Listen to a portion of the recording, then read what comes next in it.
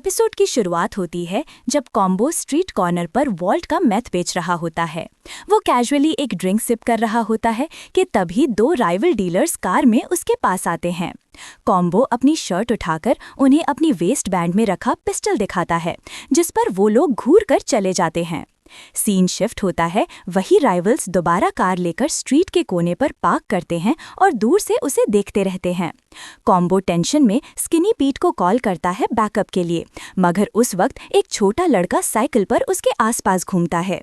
अचानक car horn बजती है और वही लड़का पिस्टल निकालकर कॉम्बो पर गोली चलाता है। कॉम्बो भागकर रोड क्रॉस करने की कोशिश करता है, लेकिन बच नहीं पाता और वही स्ट्रीट के बीच में गिरकर खून में डूब जाता है।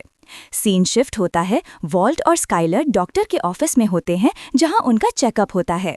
डॉक्टर ब्रैवेनिक बताता है कि वॉल्ट के लिए एक रिस्की लेकिन अग्रेसिव सर्जरी पॉसिबल है, लोबेक्टमी, जो उसका ट्यूमर निकाल सकती है, लेकिन कॉस्ट $200,000 तक जा सकती है।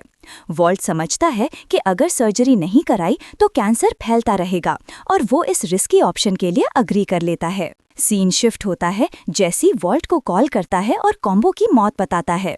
वॉल्ट को इतना बेअसर देखकर जेसी को शॉक लगता है, क्योंकि वॉल्ट को याद ही नहीं कि कॉम्बो तीनों डीलर्स में कौन था।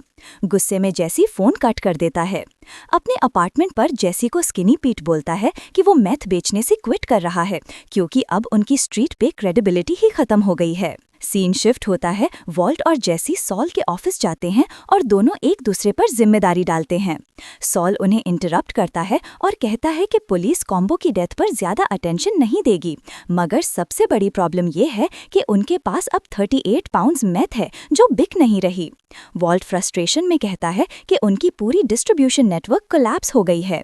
सॉल उन्हें एक बिजनेसमैन से मिलवाने की बात करता है जो मेथ बल्क में खरीदता है। सीन शिफ्ट होता है, जेसी डिप्रेस्ड होता है और जेन को अपने अपार्टमेंट से भेजने की कोशिश करता है, क्योंकि उसे लगता है कि वो रिस्पॉन्सिबल है कॉम्बो की मौत का। जेन उसे सपोर्ट ग्रुप मीटिंग सजेस्ट करती है, मगर जेसी रिफ्यूज करता है।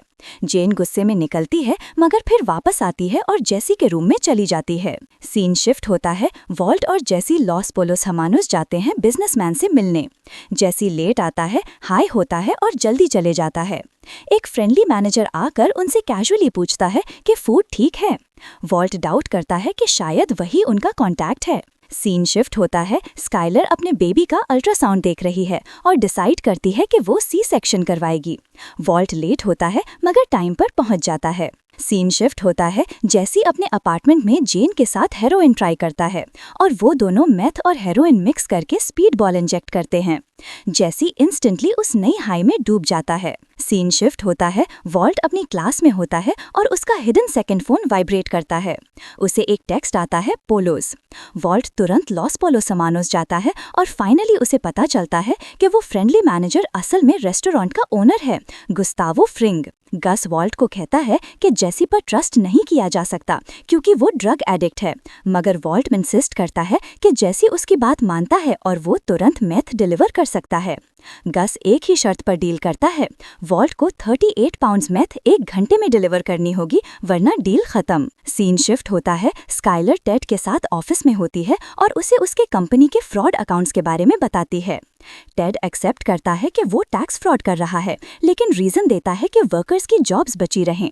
स्काइलर डिसाइड करती है कि वो उसे रिपोर्ट नहीं करेगी, मगर कंपनी में काम भी नहीं करेगी। सीन शिफ्ट होता है, वॉल्ट जेसी के अपार्टमेंट जाता है और जेसी को बेहोश पाता है हेरोइन के ओवरडोज से। वॉल्ट मेथ का स्टैश किचन सिंक के नीचे से निकालता है और फोन पे स्काइलर की कॉल इग्नोर करता है। स्काइलर उसे मैसेज भेजती है कि बेबी आने वाली है।